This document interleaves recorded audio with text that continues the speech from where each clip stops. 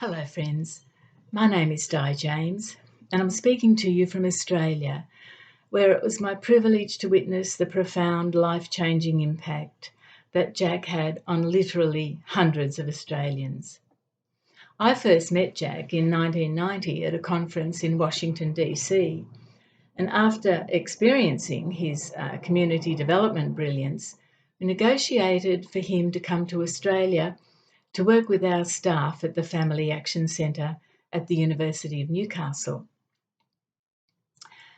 As a result, I had the tremendous privilege to be at the coalface with Jack for the following 30 years, as he worked his spiritual magic with a diverse range of humanity, from corporate high flyers to prison inmates, and in some incredibly weird and wonderful settings. On the second visit, he said to me, "Di, if you think what I do is so good, you should see what my wife Fafar and I can do together." So, of course, I said, "Well, Jack, we have to have Fafar come out as well." And so we were blessed with the legendary Guillebeaux team for many of the subsequent visits. Jack was particularly committed to the plight of the Aboriginal peoples, who called him Uncle Jack and who loved him as a brother. He inherently understood how to be with them, and many were transformed with his loving insights. I remember once on an outback visit with an Aboriginal tour group, Jack heard that we were to stay in tents, and he said, "Di, take me to Walmart, I'm going to buy me a gun." He was afraid that a snake would come inside his tent. Now, we don't have Walmart here, and you cannot buy a gun in Australia. In the event, it was not a snake that caused a problem. It was the dingoes that raided our campsite, ate our breakfast, and tore up somebody's sleeping bag. It was an eerie sight emerging from our tents next morning with sleeping bags strewn all over the campsite, and very challenging for Jack.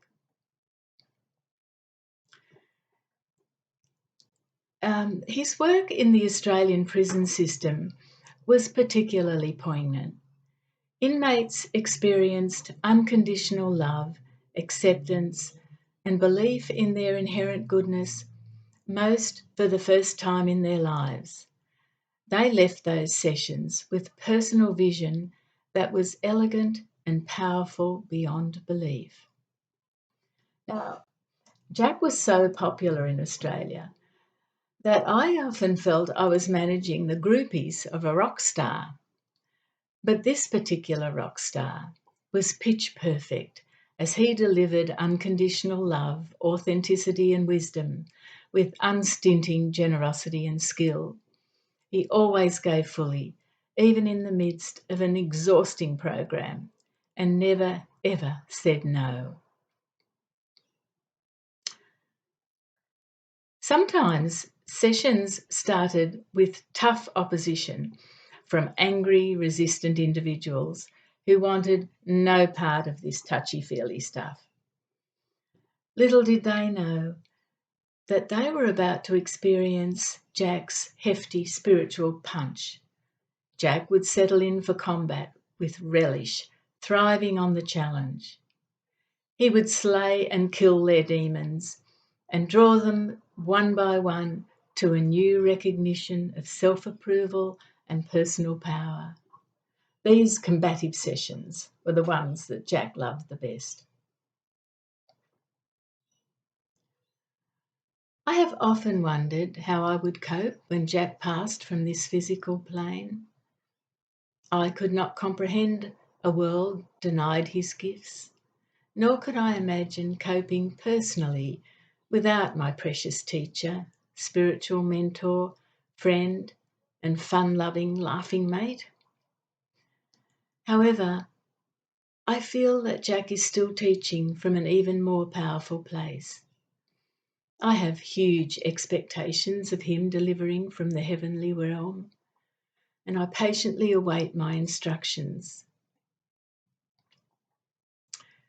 His authentic love and wisdom were a powerful and transforming power, and a gift he gave with generosity, humility, and grace to hundreds of people here in Australia. He leaves behind a gorgeous family, not the least of whom is my dear spiritual sister, mother, and precious friend, Fafa, to whom we send our deepest Aussie love. Jack, this tribute comes with deepest affection from all your thankful friends down under. Thank you.